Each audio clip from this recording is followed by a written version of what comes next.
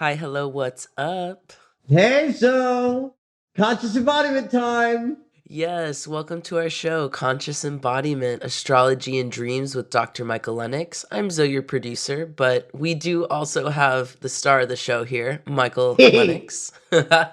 coming at you for the week of March 28th through April 3rd. It's actually a really interesting week in a way because of the new moon that's coming up this week, that is sort of like the end point of the first brutal three lunar cycles of 2022, and a kind of mark in the sand where we get to move forward into what the next big astrological sort of event that's brewing that I've been talking about for the last week or so, and I'll probably mention today, next week, and the following week when it builds.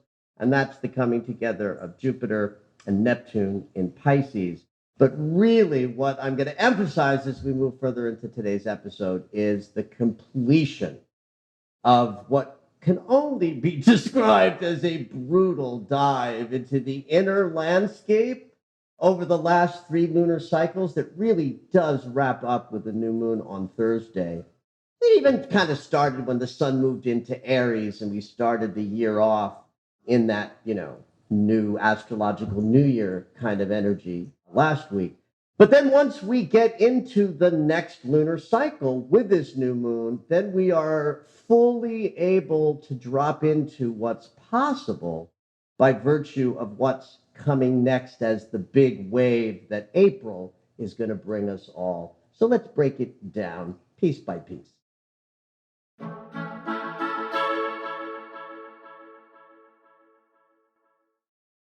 So we'll start at the end and backtrack to where we are now. I mean, not really the end, but the wave that I'm talking about, which I also mentioned last week, is the coming together of Jupiter in Pisces with Neptune in Pisces in a gathering that peaks the second week in April. April 12th is the exact date of that gathering.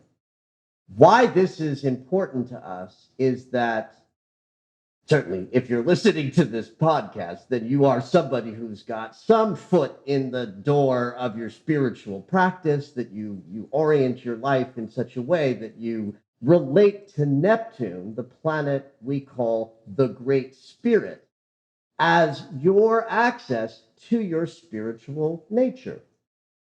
Neptune rules the sign of Pisces.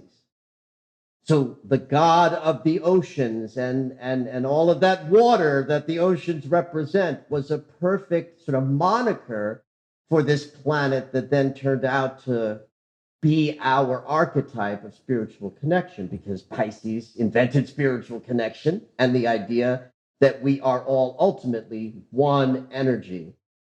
And when we understand that through our spiritual practice, we're really cooking the gas with regard to being, human beings in three-dimensional bodies, but also guided by these greater energetic forces of love and compassion and forgiveness and spiritual connection. When Neptune was discovered in 1856 or somewhere like that, somewhere in the 19th century, Roughly. there had to be a ruler established, and the astrological community put Neptune in charge of Pisces, which kind of kicked Jupiter out of that camp, because Jupiter at that time ruled both Sagittarius, which is still his modern sign of rulership, but also the sign of Pisces. Now, why this is sort of natural is that Jupiter is the social planet of expansion and abundance and possibility and all the yummy stuff we get to experience by being here in a body. But Jupiter is also a spiritual seeking planet. In fact, as a centaur, the avatar that is the origin story of the sign of Sagittarius, that idea of seeking the truth in all corners is a Jupiter experience. Oh, interesting. Yeah, right. So it's like the planet that used to be connected to spirit through rulership in Pisces got kicked out and now only rules the sign Sagittarius, where we seek spiritual truth. Hmm. Jupiter is all about what we get to create and manifest. And when we are aligned with the spiritual notion of manifesting from that inner creative, collective space, then we're cooking with gas with regard to attracting more abundance and prosperity into our lives. So the fact that Jupiter and Neptune are going to gather this year in Pisces is phenomenal, especially for people who are on a spiritual exploration as their life path. Interesting. This is that aha year, or? Well, it is an aha year in this regard that 12 years ago, when these two gathered, they were both in Aquarius. In 12 years from now, they will gather in Aries. Those will both be beautiful gatherings of spirit and possibility, manifestation and source coming together. Gorgeous for any year. Yeah, right. But in their ruling sign, they're more powerful. Got it, got it. In the sign that represents the collective, then we have a greater chance of using this wave of manifestation, spiritually oriented energy to take what our individual desires are, line them up with what's good for the planet, and have an experience over the next couple of weeks, having come out of some deep individual work that should have left you clearer in your heart about what you desire and what you deserve. We now come into a month-long process where we can put some of those newly discovered senses of worthiness into your vision, your desires, your manifestation consciousness. And that energy is building now.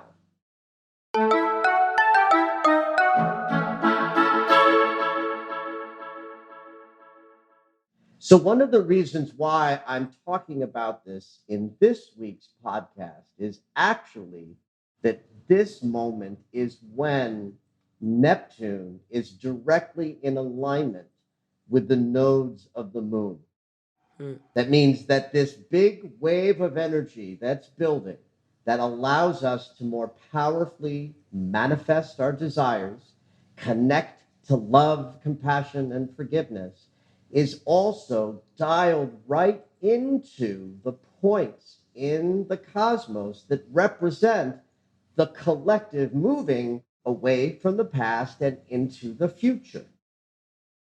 In my daily writings, if any of you out there are subscribers to my daily astro alerts, you probably know this already, because anytime I talk about a day even where a planet or even the moon is touching the nodes of the moon, I point out that day as a day where you're going to be out and about, making connections, connecting with others. The reason that is the nodes represent the collective.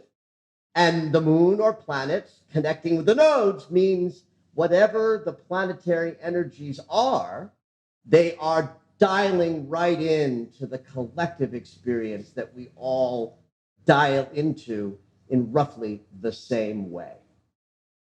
So the setup with Neptune and then eventually Jupiter, as he comes closer to Neptune and joins in, is a trine with the south node and a sextile with the north node.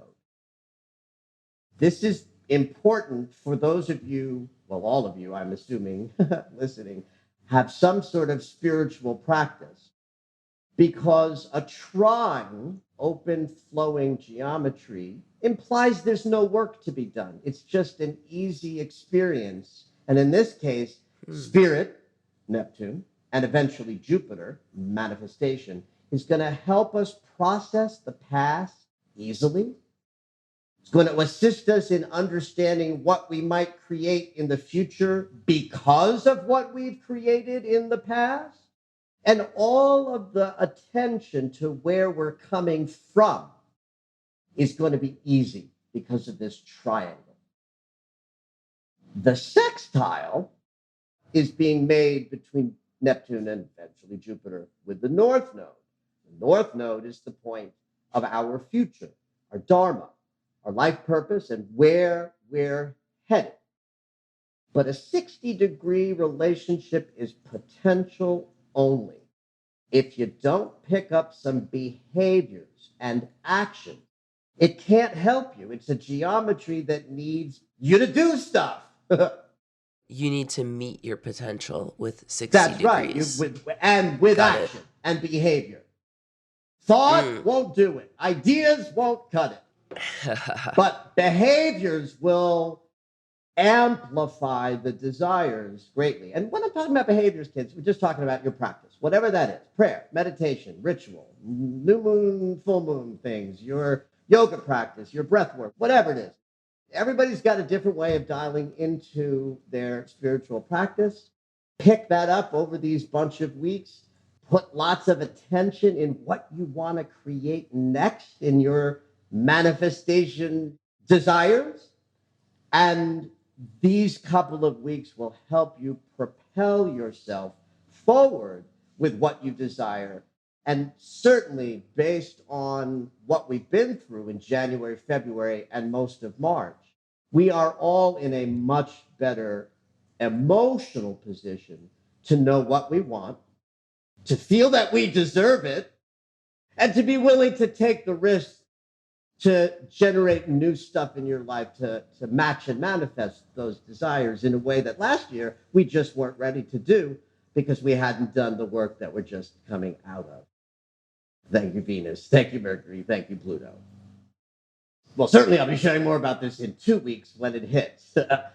And in all likelihood, I'll be talking about it in next week's podcast as well. But I do want to make sure that everybody out there who's listening is aware that with this new moon that comes on Thursday, that we really are putting one set of the work that we have to do behind us and entering the next chapter of what's possible.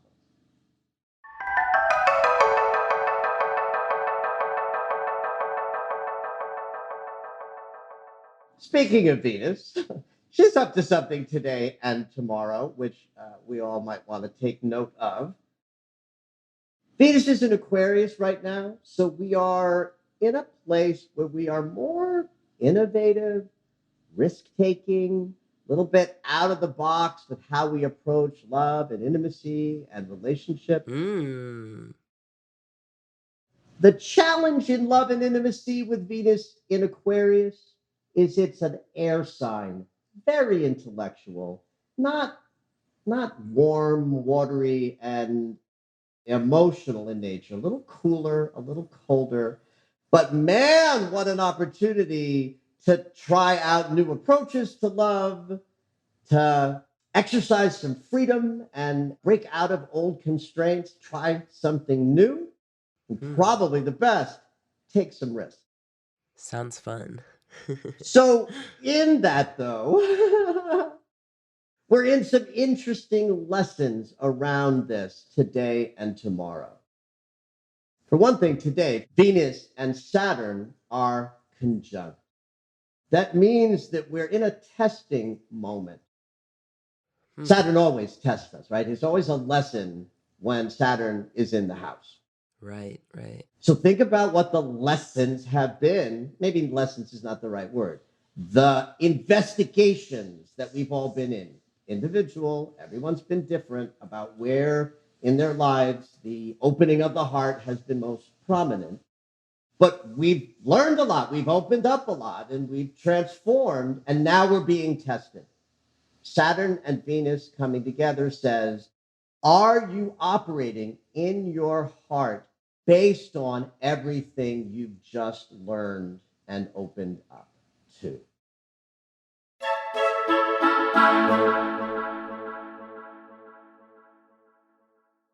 Certainly, if there's a lesson to be learned in your relationship narrative, if you're in one, and there's challenges therein, you might see some confrontations early in this week. And what I'm hoping, if that turns out to be your story, that where you're at in the process of deserving more love, of opening yourself up courageously to vulnerability, This is actually a great energy to put those risks into place. So take that leap, send that I text think so. message. Like this is maybe even counterintuitive, and maybe other astrologers would disagree with me. Okay. Saturn and Venus says there's a lesson to be learned, Yeah.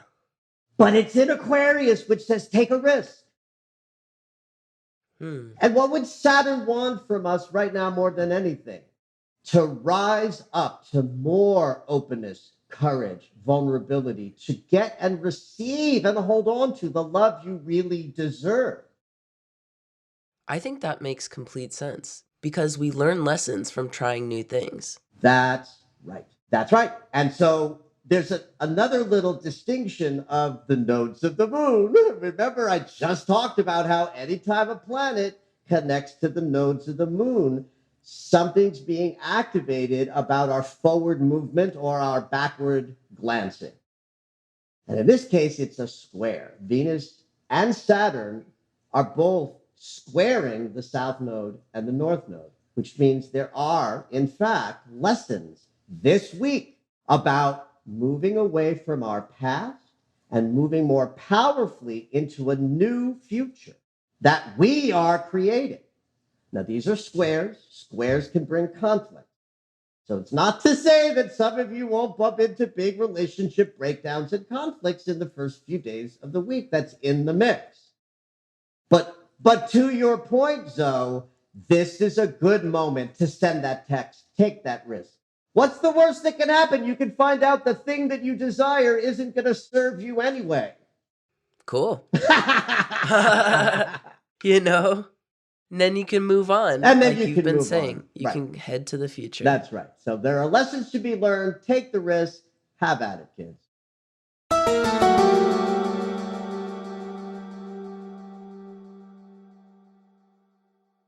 I will say personally, these few lunar cycles, these first 3 lunar cycles of the new year were pretty brutal on my chart personally. 10 out of 10. Yeah, you went through it. I For went through sure. it. You know what's true, though, is that everything was hitting the Mercury point on my chart, and everything about my life is Mercury. I'm a teacher, I'm a talker, I'm a speaker, I'm a podcaster. Everything is about my voice. And so what was crazy was these first 3 months of the year expanded my outward experience of my voice. Mm-hmm.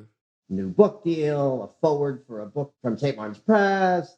We're starting to advertise next month, all this outer expansion, but it included a brutal level of the inner expansion as well. And listen, I know what I'm doing in that territory, so it wasn't that bad. And I'm sharing this with you guys because you all, if you're listening to this podcast, had some similar experience. There's not a single person that I have spoken to in the last 2.5 months that has not been going through something major. Different areas of life, certainly based on your astrological chart and where Venus was and hitting you, blah, blah, blah. This new moon really puts it all to bed and creates a healing closure and the beginning of a cycle that I think comes from what I call the healed place, past tense. The Virgo full moon, I talked about the rulership of the Virgo archetype by Chiron, the wounded healer. Yeah. And we think of Virgo only as being a sign that Mercury rules. I have Mercury in Virgo. That's why it was so big for me. But Virgo being the ruling sign of Chiron, the wounded healer, meant that full moon was profoundly healing for us. And this new moon in Aries is conjunct Chiron himself. See, cosmically, Chiron is at 12 degrees of Aries right now. And that's where the sun and the moon are gathering on Thursday. Technically 11 degrees. You've got sun and moon at 11 degrees of Aries right next to Chiron. Does that mean like ferocious healing? No, why not? I'm trying to combine those two together to figure out what The conclusion is. First of all, I'm Nachas over here. I'm just you're learning, and it's exciting. If you're learning, that means the audience is learning too. I hope so. So yes, absolutely, ferocious, fiery, a tremendous healing. Hmm. Aries is what's called cardinal fire. Cardinal means it's startup energy. That's why spring in the north is perfectly aligned with the Aries mansion. We start things up and get moving in cardinal energy. Because Aries is also a fire sign, it's a sign of movement, action. So, yeah, one could say that this new moon facilitates some healing. I'm going to say it takes the healing that we've been through and allows us to push forward powerfully in that Aries sensibility with the healing perspective along for the ride. Hmm. If we're going to set intentions in the Aries moon, we want to set powerful intentions of what you want to express and do and be in a very physically activated way. It's not an intention moment for abstract ideas or thoughts or felt things that you want to create. It's about what do you want to do? What do you want to do in the world? Hmm. Mars is pure action. Mars rules this sign. But because it's conjunct Chiron, the great healer, it has that thrust of now that I feel deserving of so much more, how fiery and big and active can I make my intentions at this time? So it's certainly a time to be, courageous and powerful and a little ballsy in what you dial in for your own desires over the next, certainly, lunar cycle and the months ahead. Mercury is also in Aries, conjunct this new moon. So there's this beautiful 4 point, what's called stellium of Mercury, Sun, Moon, and Chiron. When Mercury is involved in a new moon so directly like this, that means our mind and our thinking is powerful, dialed right in, so that the intentions you set right now, you can think of as being a Mercury activity, because Mercury is always engaged when we're using our minds, our thoughts, and our voice. Right. So the fact that Mercury is with the sun and the moon says the voice itself is with the intention setting mechanism, makes it more powerful. It's just like kind of like I'm sitting here talking into a microphone. If I push the microphone a foot away from my mouth, it won't pick up my voice as powerfully. So you can think of this new moon as having the voice of Mercury right in the mix.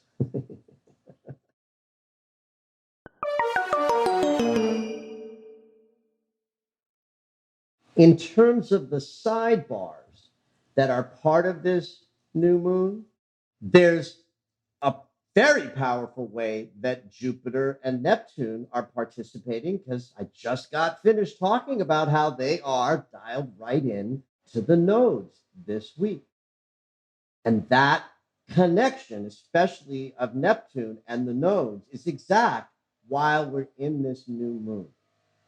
So that does mean that if in the fiery, airy sensibility of I speak my desires into power, if, in that new moon intention setting way, over here on my left, I have the manifestation capacity of the two planets responsible for how we create and manifest in the perfect sign to help us out, and dialed into the nodes in the exact right geometry that makes intentions that we set right now all the more powerful, because they're backed up by Jupiter's connection to manifestation and Neptune's connection to spirit. Now, just in case you thought it was all yummy and flowy and powerful, we still have the gathering of Saturn, Mars, and Venus in Aquarius that put our embodiment consciousness, our behavior consciousness, and our actions, Mars, And our feeling sensibility, Venus, along with the great teacher, and all three of them are squaring the nodes. What this sets up is there's this idea of you can create anything you want, which is bullshit. That's Right. nonsense. I can't tell you how many people I've met who wanted to create the sort of pop star career of their dreams who couldn't sing. Yeah. There's just one little example, right? Hollywood, baby. That's right. You can't manifest something that's not within your skill set or your talent availabilities. You can't manifest something that in your heart you don't feel like you deserve. Mm. And my favorite sort of like trope about this comes from the movie The Red Shoes, where this impresario creates a ballet in 2 weeks, and someone says, "You're a magician for having created all of this in 2 weeks." And he says, "I'm not a magician. You can't pull a rabbit out of the hat unless there's a rabbit already in the hat." And that's Ah. us. You got to know what the rabbit in your hat is, kids, or manifestation work is just so much talk to yourself about things that may never occur because you don't feel you deserve it, or it might be, outside of your skill set. So, what this little square between Venus, Mars, and Saturn adds to the picture is a kind of seriousness about, well, what's really yours to create? If there's something that has to be dropped in this moment, Saturn, Venus, and Mars will help you move away from your past with a square to the south node. But also, if there's something that's in the way of you manifesting the desires you put into your intentions with this new moon, Saturn, Venus, and Mars squaring the north node will say, your prayer might be answered, but you might get the lesson first. Hmm. So this is something that's built into the new moon of next week, is that it's got a lot of beautiful, smooth sailing, think big, create powerful, fiery Aries like desires, put them into language, and set your intentions. Saturn, Venus, and Mars squaring the nodes means that if there's something you have to take into deeper consideration in order to really create the thing you desire and pull it into form, that lesson's going to come up in the lunar cycle ahead as well.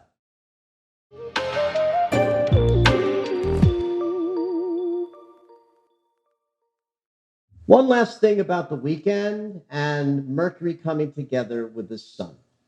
There's this thing in astrology called the superior conjunction and the inferior conjunction of Mercury and the sun.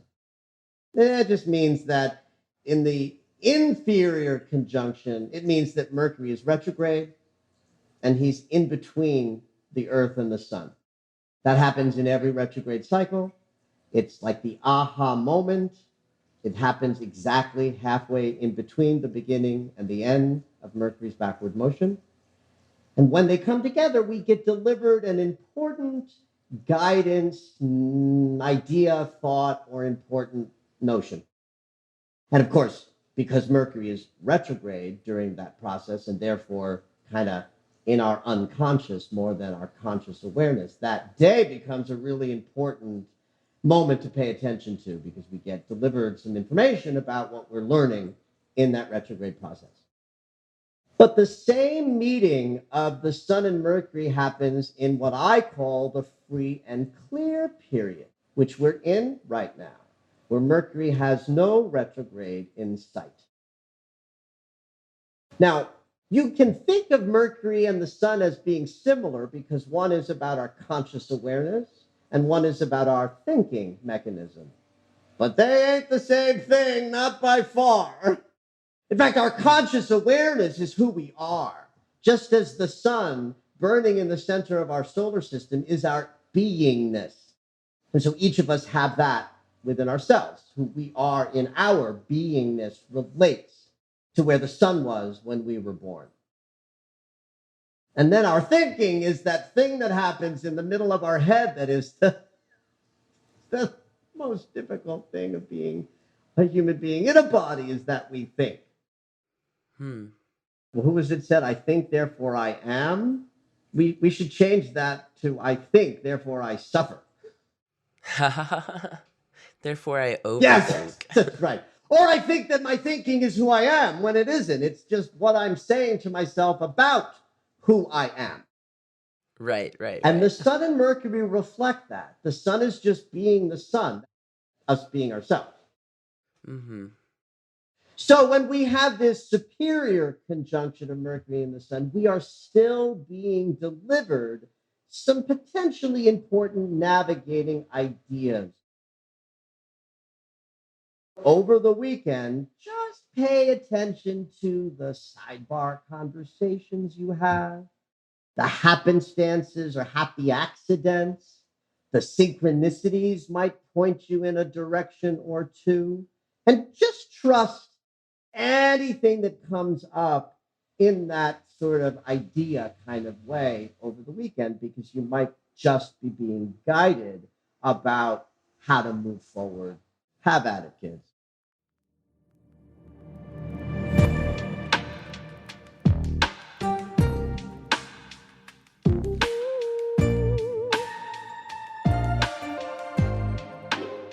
All right, it's dream segment time. Every week, Dr. Michael will interpret dreams that are sent in via email or take a live caller. If you would like your dream interpreted on the podcast, you can go ahead and email us at dreams@michaellennox.com. Hopefully, your dream will make it onto the show.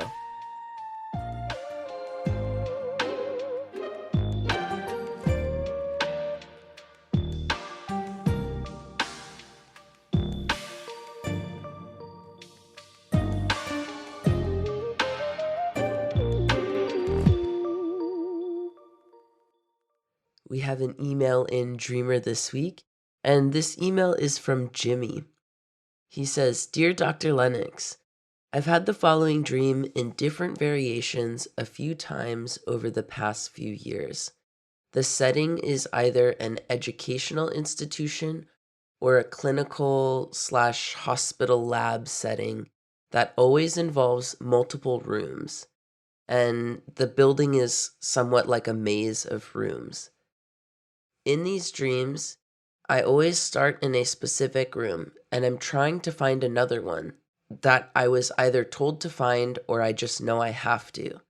However, I always get lost and can't find the correct room. In yesterday's dream, I was in a big room in a clinic with lots of patients. I was about to have some kind of procedure. After the procedure, I was asked to go to another room in order to get a diagnosis from the doctor. As always, the dream shifts immediately from that scenario to me trying to find the room, but of course I can't find it. At the end, frustrated in my inability to find this room, I step outside of the building and notice that I'm at some kind of university with similar buildings next to each other. I ask a young woman if she knows I can find the doctor. She tells me that I was in the wrong building, and the correct building is over there, pointing to another building. The dream ends. I should mention that I'm a college professor, and lately have been dealing with issues relating to medical insurance companies. However, this has been a repeated dream in my life. Thank you for your help.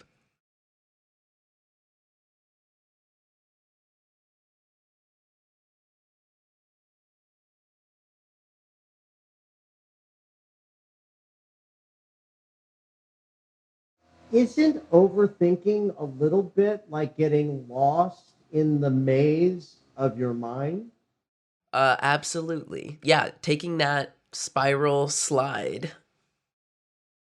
That's the first place I go, just because of the recurring nature of moving around buildings, feeling lost, trying to find something.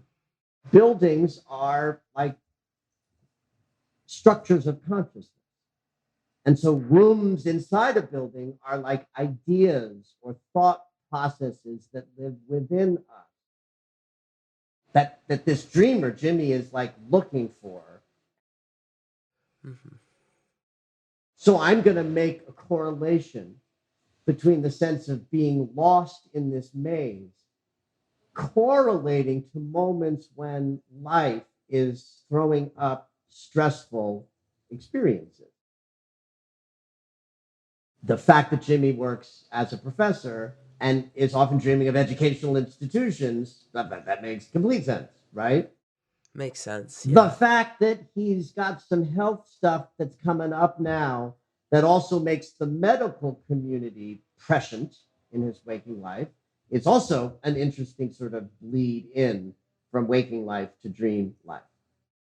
So, on the one level of this simply being a kind of recurring stress dream, one thing that you can do, Jimmy, is that when you have the dream in a general sense, just take a look around your life and say, what is confusing me right now?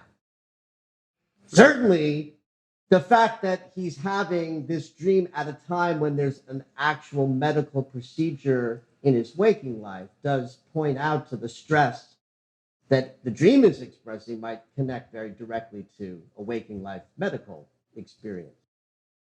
But the most interesting thing to me about this dream is stepping outside of the building. That's a moment of ending the pattern of feeling lost, of being confused, of searching around, of thinking like I don't have the answer I need. Very often, when we're in a kind of myopic, overly focused search for an answer or solution, the best thing to do is stop, break the energy so that the cycle or the pattern that's got us grabbed can, something else can rise up. So I don't know, because Jimmy's not here, we can't ask him if this has happened before in these dreams that he stepped outside of the building, but I'm going to treat it as if this is an anomaly.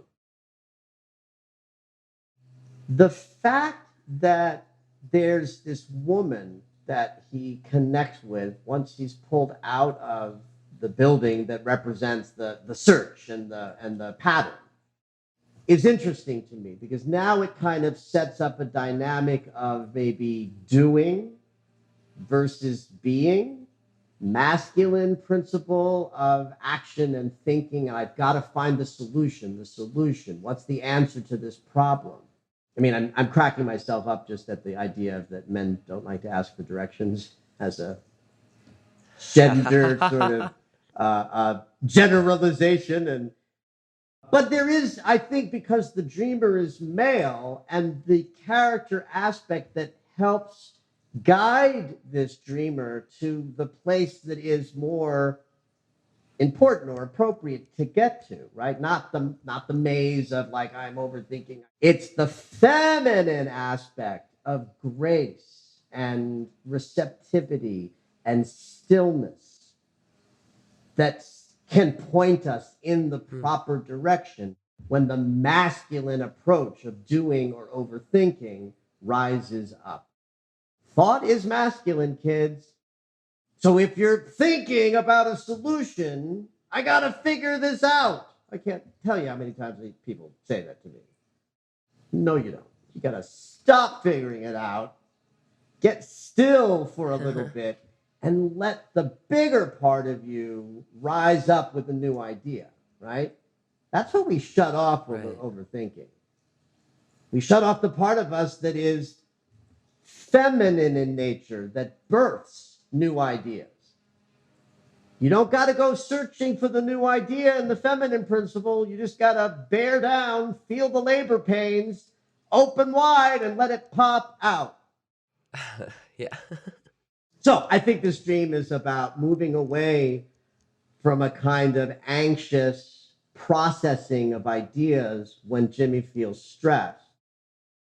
And it's asking him to find a different way to problem solve that's a little bit more intuitive, a little bit more about being still in moments when action feels like it's needed, because this woman knows where Jimmy needs to go next.